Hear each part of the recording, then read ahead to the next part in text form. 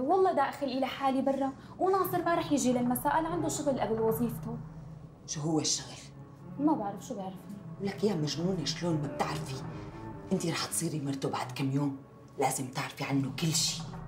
أمي يعني ضروري أسأل عن كل تفصيل؟ إيه والله ما خطر ببالي. ما لا تكوني انت خايفة من هالجوازة. خايفة؟ أمي حددنا موعد العرس وبتقولي لي خايفة؟ بعدين أنا كثير بحبه، إيه والله نهارين ما فيني أقعد بلا. بس أحياناً بحس إنه مخبي علي شيء، مو دائماً. هو بيحكي لك عن شغله بالمستشفى؟ مو حكى قدامك من زمان إنه مسؤول عن غرفة الأشعة؟ من بعدها ما بقى فتحنا السيرة. بس يعني أنا أحياناً بحس إنه في عنده شوية غموض، ما بعرف ليش. أنا كمان بحس نفس الشيء. أمي، أنتِ حابة تقولي لي شيء؟ أنا عندي كلام كتير، ويا ريتني نكون غلطانة.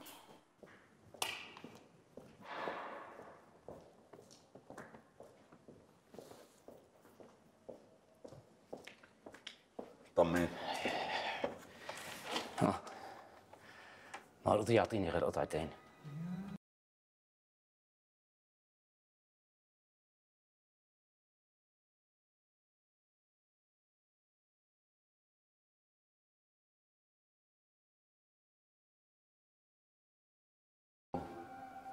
ما غيرها؟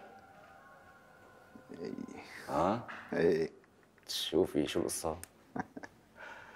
يا سيدي هذا صاحبك حابب وغرقان بعراية دنيا. إيه لا، ايه حلو، الله يسمعنا الأخبار الطيبة. وبقيان على الرسائل، لا شايفها ولا بيعرف صورتها. مو شايف صورتها؟ رح تجنني بهالقصة. جاي على بالي بس اسمع صوتها. إيه لا، أنت شكلك دايب. لك لا، مو لهالدرجة، بس يعني حلو هيك انه تحس في وحدة عم تهتم فيك وتبعت لك رسائل وانت ما بتعرفها. هي ما شافها وهيك، كيف إذا شافها؟ ما راح يبقى في عقل. خلصنا عاصي، قوم نمشي قوم. شو شايفك استعجلت؟ حنيت؟ بدك تحكي مع حبيبة القلب؟ خلصنا قوم بقى. خاطرك فوزي؟ شو قصدك بهذا الكلام؟ ناصر كأنه تغير، مدري شو. ما عم بفهم عليكي، ليش هيك عم تحكي بالألغاز؟ ناصر من زمان مو مثل هلا، حاسسته بس بده ايانا نعمل العرس وراكد بهالشغل بايديه ورجليه. أمي، مو نحن يلي خليناه يصير هيك؟ بعدين القصة لصالحنا، لازم يركض بإيديه ورجليه. ما أنا عم بحكي هالحكي مشان تنتبهي على تصرفاته، لازم تعرفي عنه كل شاردة وكل واردة. هذا بده يصير من العيلة، مثل واحد كأنه من أولادي. وقت اللي بده يفوت ويطلع على البيت ما حدا رح يقول له كلمة، يعني بدك تقولي هو صار رجال البيت ونحن محسوبين عليه وهو محسوب علينا. عن جد معك حق، أصلاً هي الشغلة الوحيدة يلي مضايقتني، إنه لهلأ في شغلات أنا ما بعرفها عن ناصر. مشان هيك أنا قلت لك هالكلام، ما بكون عم كذب عليكي مها إذا قلت لك أنا قلبي مانو مطمن، بس ما بعرف ليش. مت يعني انه رجع يلفي عليها؟ ايه، وشو المطلوب؟ بدي منك تأذيها أزوة ما تقوم منها. بس هاد بده يكلف كتير، وأنا مستعدة للي بدك إياه.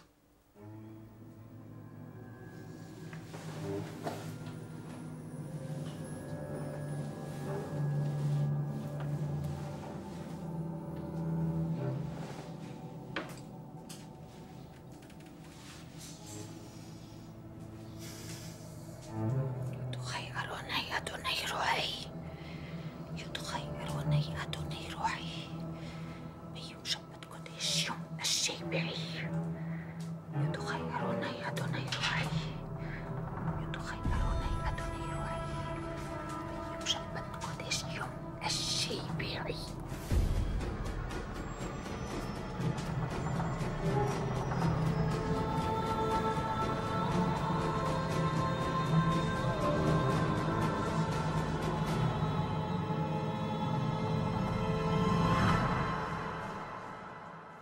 تعال شوف تعال، ميتة.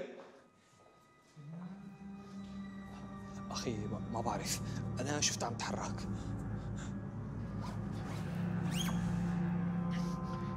لكن مخلوقة شبعانة موت، تعال تفرها. شو بدي لك أسعد؟ شيلها حطها بالبرادة أخي، هيك برتاح بالي، أنا برتاح.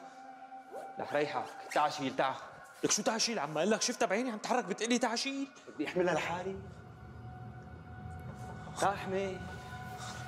على مالك. على مالك.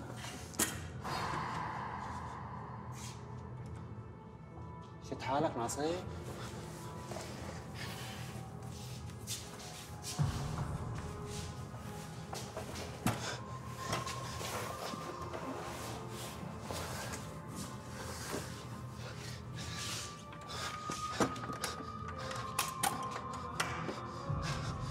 إيه ما قلت لي شو صار معك؟ شو؟ الموضوع اللي حكينا فيه. ما بعرف. معناتها ما في حل لتخلص من خوفك غير تعمل اللي قلت لك عليه.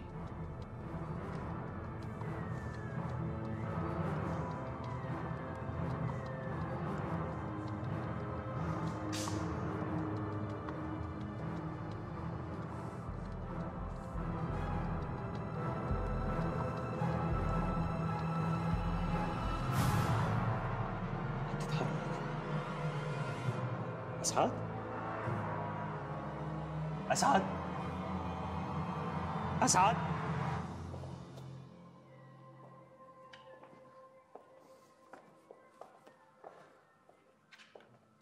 ومين بده يحمل السلاح؟ اكيد مو انت، انا وفوزي. شو الخطة؟ الخطة سهلة كتير. نستنى اصحاب الفيلا لحتى يطلعوا، وبعدين بنفوت فوتتنا. لك عاصي؟ والناطور شو؟ الناطور شغلته سهلة. يا سيدي اللي بده يسلم ما يشتغل غير مع عاصي.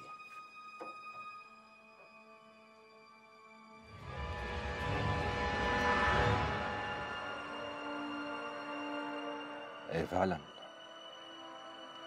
اللي بده يسلم ما يشتغل غير مع عاصي. نحن اسفين يا ابو زهير، ربما اجينا لعندك بوقت غير مناسب. اهلا وسهلا، شرفتوا. عنا شغلة مستعجلة وبنفس الوقت معصل جمعنا، وما حدا غيرك رح يحلها، هيك قالوا لنا. تفضلوا احكوا. بصراحة نحن بصدد بناء مشروع محضر جديد. هذا المشروع عبارة عن مول كبير. يعني بدنا نهد البيت ونطلع بالبناء الجديد. وانا شو خصني بهالقصة؟ بصراحة يا ام زهير، نحن اشترينا البيت من فترة منيحة ولساته مثل ما هو على عفشه وفرشه القديم، وكل ما بدنا نهم على الشغل بتعصلج معنا الامور. لا، وكل ما حدا فات على هالبيت يا بيمرض يا بيصير له شيء، يا اما بيروح وبيرحل وما بقى يرجع. يعني بصراحة يا ام زهير ما لنا عرفانين شو بدنا نعمل بخصوص هالبيت. كمل. عرفتوا السبب؟ ما عرفنا لحتى التقينا بشخص على ما يبدو كان ساكن بنفس المنطقة. هذا الشخص قال والعياذ بالله، قال انه البيت مسكون وكل ما حدا قرب عليه عم ينأذى. وبصراحة نحن صدقنا، لأنه اللي عم بيصير شيء مو طبيعي. شو المطلوب مني؟ بكل بساطة نحن بكره رح نجي لعندك ورح نطلع سوا باتجاه البيت. بدنا اياكي تعرفينا اذا فعلا هالبيت مسكون ولا لا. ايه، ليش لا؟ انتو مين دلكن علي؟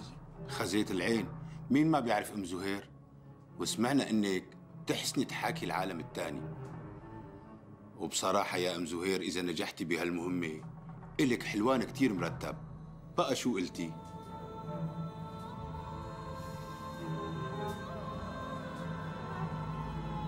ماشي. امتى بكره رح تاخذوني؟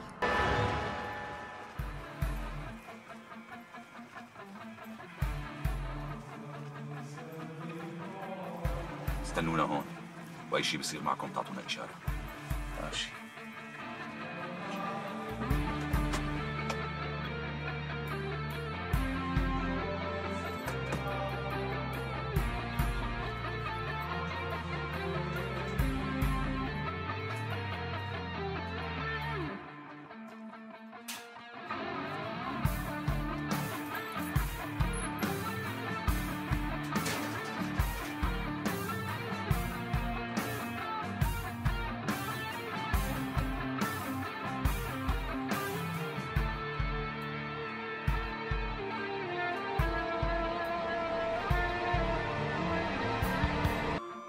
شو هالصوت؟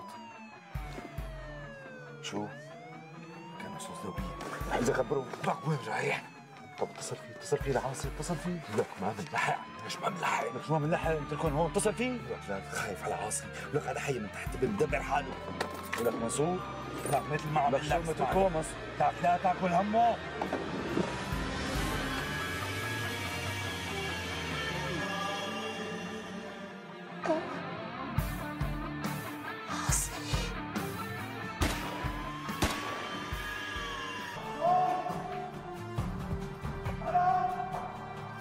خير عاصي؟ شو عاصي؟ شو بك؟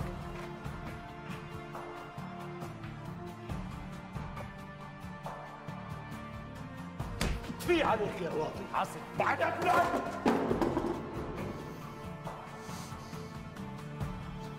الحق علي انا. ليش انا شو عملت لك؟ خلاص خلص تعال. خلص اسوي حاجه تعال.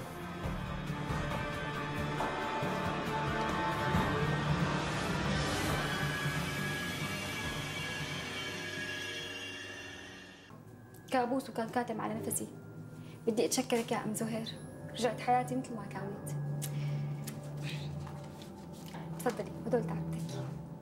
لا، هدول مو تعبتي، هدول مو لإلي، هدول لإله. لا تسأليني مين مشان ما يزعل. طيب.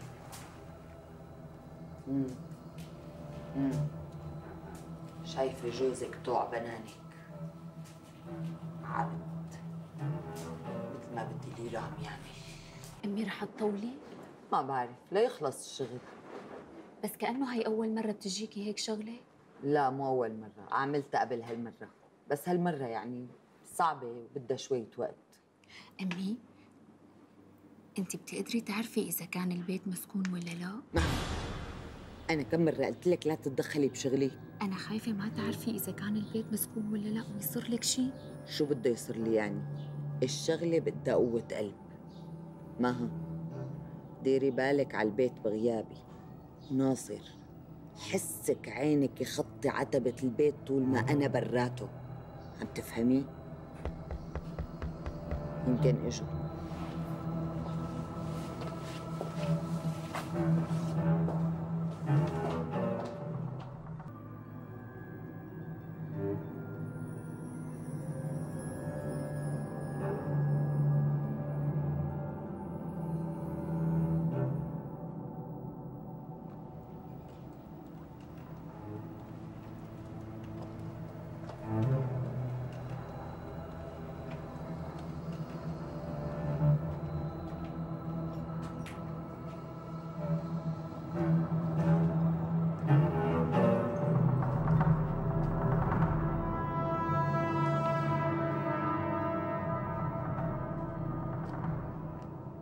طمنينا ام زهير. هون ما فينا نحكي شيء، لازم تجوا لعندي لأنه في شيء لازم ينعمل. يعني البيت في شيء؟ في كتير. انتوا ديروا بالكم وخذوا احتياطاتكم ولا تخافوا. طيب ام زهير، نحن هلا عنا مشوار والمسويات بنمر لعندك، وانت حضري كل شيء بيلزم، ومشان المصاري لا تاكلي هم، المهم تنحل القصه. الحل عندي ورح تنحل.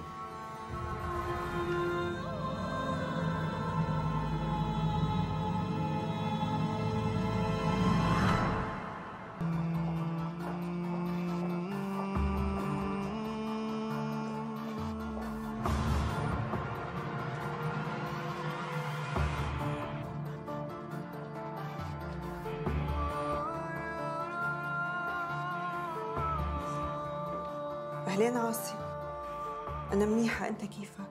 ماني منيح. خير شو في؟ هلا على التليفون ما بيمشي الحال. أنا قدام البيت، افتحي لي. شو؟ مثل ما عمل لك، افتحي لي. يلا ماشي. بسرعة بسرعة ماني مطول. شو بدي أعمل؟ لازم لاقي حل أخلص.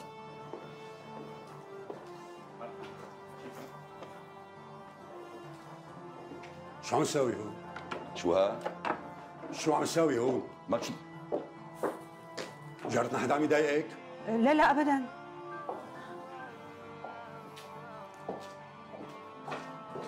عجبك هيك؟ انبسطتي؟ طيب شو اعمل؟ حتى بنتي صايره صبيه وعم تتحسس من كل شيء على الطالعه والنازله. ليكي غصون، انا كثير متضايق. ها روق روق، هلا انت روح وبشوفك بعد شوي. وشغلك؟ اليوم مالي رايحه للساعه 12. ماشي خير، شوفك بنفس المكان بشوفك بالعاده.